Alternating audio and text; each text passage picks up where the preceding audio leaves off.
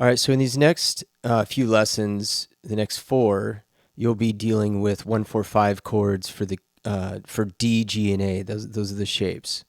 We left off in the last video in the key of E, but you were using shapes for A, D, and E.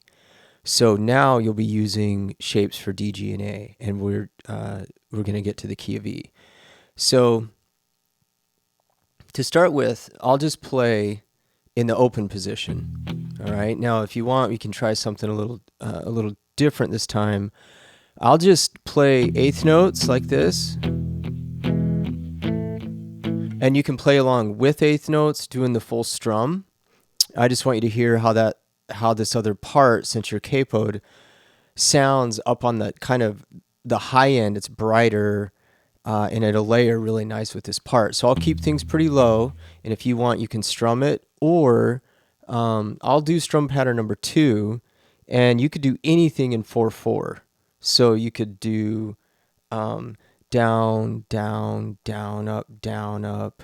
We don't have to perfectly line up. This is another great thing about working out rhythm parts and paying attention to what the other person is doing, because you don't always want to duplicate it. You want to add a different part sometimes, or not always be stepping on the same rhythm, and it just lets it breathe more. So aside from orchestrating the guitar kind of low to high, there are things you can do rhythmically too. Even it's really effective just to play like in Nashville it's called diamonds, where you're just hitting and holding like. Sounds really simple, but within the context of a song, it always makes for a great part. So that's something to consider too.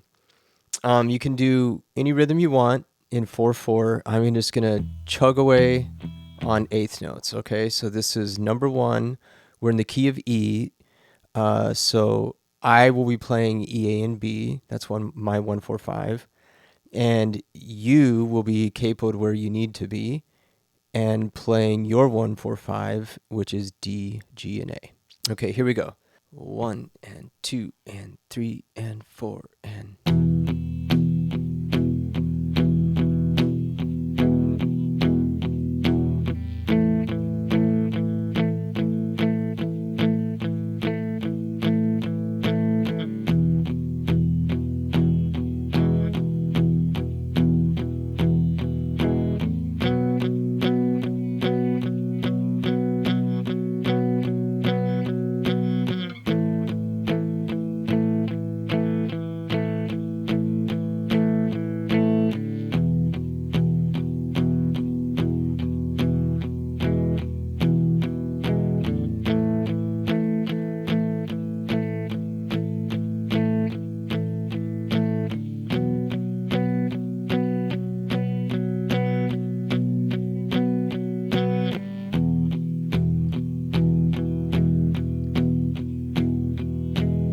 5 chord.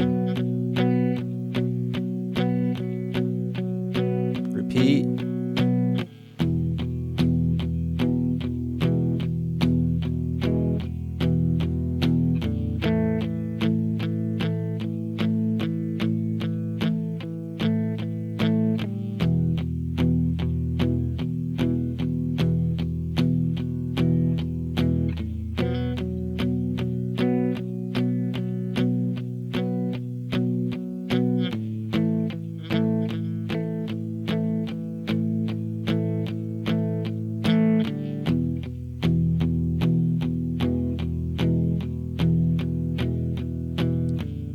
Chord 5